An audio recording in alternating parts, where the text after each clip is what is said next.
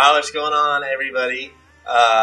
This month, we just started a new month. It is March 3rd, I believe this is. If you're on a Wednesday, of course, it's going to be on a different day, but we're talking about purpose.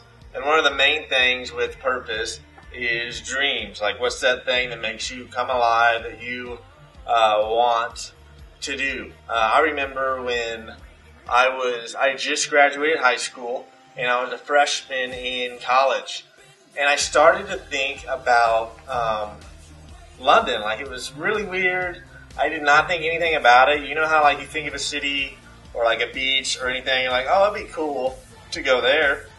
Well, I started thinking about it and everything. Then about 2 or 3 months into it, I was like, I'm still thinking about it. I should probably talk to God about this and see what He thinks about this. And along the way, like, whenever you start following God closer, He'll begin to show you different aspects of your future. And you don't necessarily go in this trance or have a vision, and it doesn't have to be anything hyper spiritual, but He'll begin to show you dreams and what you maybe want to do later on in your life. And it could be really simple. You might want to be a producer in Hollywood. You might want to be a doctor. You might want to open up your own pet store because you love those furry animals. You know who you are.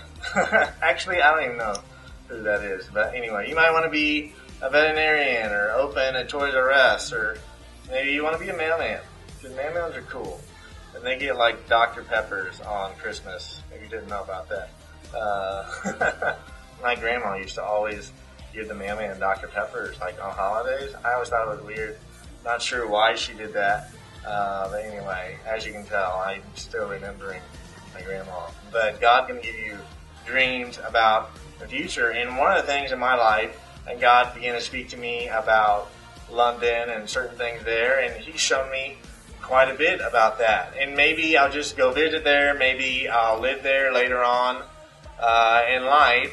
But I'm kind of fascinated with that. And if you ever come to where I live, I'll have different things about Britain. And it's not for any necessary reason. It's just I really like it. And this is something that I have at my apartment. And this is the British national flag on a stool. And this is the Union Jack. And if I had a really good accent, I would say it really cool right now. If you talk to Angel right after the service, she can do any accent. It's hilarious. But I have little things like that laying around my house, or I might have a shirt or belt or whatever. And it's not for any particular reason. I just like it. But here's another thing. God will show you things now about the end, but He'll do it little by little. Like He gave Joseph, his stories in Genesis in your Bible, He gave him dreams when he was 17 years old, when he was young. And those things didn't happen till Joseph was 30 and when he was 40 and later on in life. But there was a whole process of being faithful. But He doesn't show you everything, but He'll give you a few glimpses of things that happen. And one more thing, with dreams, just because God shows you something, don't go shouting about it and telling everybody how cool it is, because Joseph made that mistake. And this Bible talks about Mary, how Mary would hide these things in her heart. She knew that Jesus was God. I mean, the angels had told her that, but she didn't go shouting about it. The Bible says she hid it in her heart. So begin to open your eyes to that and maybe look for that and just ask God for that. And what's your dream for my life? And a good clue, we'll close with this, a good clue that a dream is God's dream is if it's bigger than you.